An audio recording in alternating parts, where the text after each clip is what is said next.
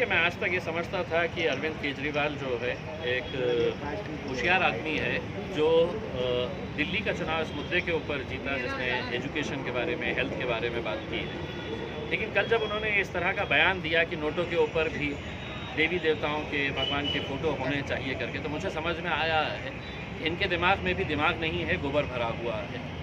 क्योंकि जब लोग इस तरह के बेफजूल मुद्दों को उछालते हैं, उठाते हैं, तो उनको मालूम होता है कि हमारे से सही सवाल जो है, जो लोगों से जुड़े हुए सवाल हैं, वो कोई पूछेगा नहीं। वो यही पूछेगा कि आप नोट में किसकी तस्वीर लगाना चाहते हैं करके। और आप देखेंगे पिछले कुछ दिनों से यही मुद्दा गरमाया हुआ है, जबकि हकीकत ये है कि आज बेरोज़गारी के बारे में उनको बोलना चाहिए था, आज महंगाई के बारे में उनको बोलना चाहिए था। आज महाराष्ट्र के अंदर अगर आप देखेंगे कि किस तरह किसान परेशान है, वो किसानों को राहत मिलनी चाहिए, कुछ सरकार की तरफ से सहायता मिलनी चाहिए। ये मुद्दों के ऊपर बात ना करते हुए जो बेफजूल की मुद्दों को उठाया जाता है, उछाला जाता है, ये अब जनता भी धीरे धीरे समझने लग गई है। क्या देखिए, हम हमेशा से ये बात कहते आए हैं, आज एक बार फिर से दोहरा रहे हैं। मैं जब विधानसभा के अंदर था पिछले 5-7 साल से, मैंने ये गौर किया है कि किसी तरह से महाराष्ट्र के अंदर गुजराती ताकत को कैसे मजबूत किया जाए, गुजरातियों को महाराष्ट्र के कंधे के ऊपर या उनके सर के ऊपर कैसा बिठाया जाए, महाराष्ट्र के उद्योगों को ख़त्म करके गुजराती उद्योग कैसा लाया जाए करके, यहाँ के उद्योग को ख़त्म कर दिया जाए। यहाँ पे जो आने वाला उद्योग है, जिसकी वजह से कई सौ नहीं कई हज़ार बच्चों को रोज़गार लगा होता, महाराष्ट्रियन बच्चों को, तो उसको उठाकर लेके चले जाना और गुजरात में पहुंचा देना। मुंबई जो हमारा फाइनेंशियल कैपिटल है, उसको ख़त्म करके किस तरह से हम अहमदाबाद को फाइनेंशियल कैपिटल देश का बना देना, ये सब जो षड्यंत्र अमित शाह साहब और उनके लगवे भगवे जितने भी कर रहे हैं महाराष्ट्र के अंदर, ये महाराष्ट्र के राजनीतिक पार्टियों को ये सोचने की ज़रूरत है, जो महाराष्ट्रियन अस्मिता के बारे में, महाराष्ट्रियन होने के ऊपर गर्व करते हैं, इन मुद्दों के ऊपर साथ क्यों नहीं आते हैं? क्यों नहीं सवाल करते हैं देवेंद्र फडणवीस साहब से कि आप महाराष्ट्र के मुख्यमंत्री रह चुके हैं, आपकी प्राथमिकता जो है वो महाराष्ट्र की तरफ ज़्यादा होनी चाहिए। आप गुलामी जो कर रहे हैं वो अपने आकाओं की वजह से आप गुजरात के लिए गुलामी कर रहे हैं, जबकि हकीकत ये है कि आपको महाराष्ट्र के और महाराष्ट्रियन लोगों के बारे में सोचने की ज़रूरत है। सर, जिस तरह से नोट के ऊपर गडकरी जी का जिक्र आया, क्या आपको लगता है कि देश हिंदू राष्ट्र की तरफ जा रहा है?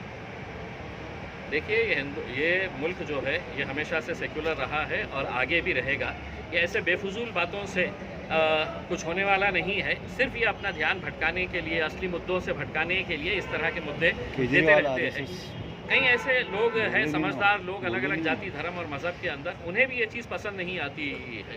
हम तो ये कहेंगे कि गरीबों के अंदर आप नोट डाल दीजिएगा, अपनी तस्वीर लगा दीजिएगा उसके ऊपर, लेकिन गरीबों को दे दीजिएगा वो। सर, उनका तर्क है कि इस्लामी हिंदू नेशन, जो इस्लामी रास्ते वहाँ पर गणपति जी फोटो है, तो फिर दूसरा मानो क्या दिक्कत? एक ऐसा तर्क निकल के आया, ऐसा कहा है।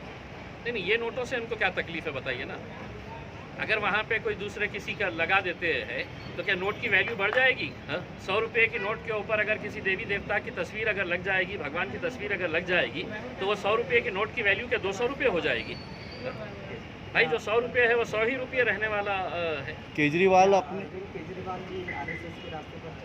देखिए, हम हमेशा से ये कहते थे कि आरएसएस ने तैयार किया हुआ ये एक दूसरा प्यादा है। आरएसएस को मालूम था कि कभी ना कभी हमारे जो सर्वे सर्वा है नरेंद्र मोदी साहब, इनका ग्राफ जब नीचे आने लगेगा तो हमको एक दूसरा बंदा चाहिए उनकी जगह पे बिठाने के लिए। तो आम आदमी पार्टी तैयार की गई।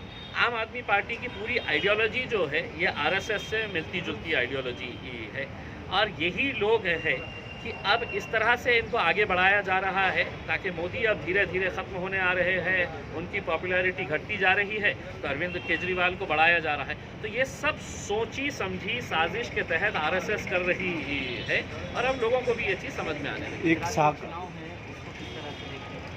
लड़ेंगे, हम भी जा रहे हैं गुजरात के अंदर। एक नया शुरू हुआ है अभी, साकर का मुद्दा जो था उसमें शरद पवार और अजीत पवार और सब लोगों को लेके एक वापस से मुहिम शुरू की गई कि इन पे ईडी की कार्रवाई शुरू की जाए। तो देखिए, दोषी कोई भी हो, कोई भी मुद्दा हो, किसी की तरह का भी स्कैम हो, इन्वेस्टिगेटिंग एजेंसीज ने ये देखना नहीं चाहिए कि सरकार के अंदर कौन बैठा हुआ है।